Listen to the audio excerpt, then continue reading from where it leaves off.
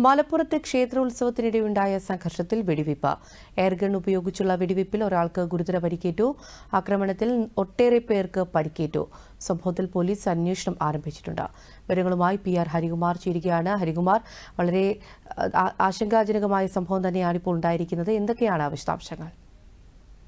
സൈമ, മലപ്പുറം ചെമ്പ്രശ്ശേരിയിലെ കുടുംബക്ഷേത്രത്തിൽ നടന്ന വെടിവയ്പിൽ ഗുരുതര പരിക്കേറ്റ ചെമ്പ്രശ്ശേരി സ്വദേശി ലുക്മാന് ഇപ്പോൾ കോഴിക്കോട് മെഡിക്കൽ കോളേജ് ആശുപത്രിയിൽ തീവ്ര പരിചരണ വിഭാഗത്തിലാണ്. ഇദ്ദേഹത്തിൻ്റെ കഴുത്തിനാണ് വെടിയേറ്റിട്ടുള്ളത്. ഇതുമായി ബന്ധപ്പെട്ട് പാണ്ടിക്കാട് പോലീസ് കേസെടുത്ത് അന്വേഷണം ആരംഭിച്ചിട്ടുണ്ട്. ഇന്നലെ രാത്രിയാണ് സംഭവമുണ്ടായത്. പാണ്ടിക്കാട് ചെമ്പ്രശ്ശേരിയിലെ കുടുംബക്ഷേത്രത്തിൽ നടന്ന ഉത്സവത്തിനിടെയാണ് വലിയ ഒരു സംഘർഷം ഉടലെടുത്തത്.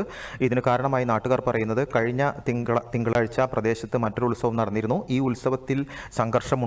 ഈ സംഘർഷത്തിന്റെ തുടർച്ചയായാണ് ഒരു വിഭാഗം ആളുകൾ ആയുധങ്ങളും എയർഗണ്ണുമായി സ്ഥലത്തെത്തിയത്.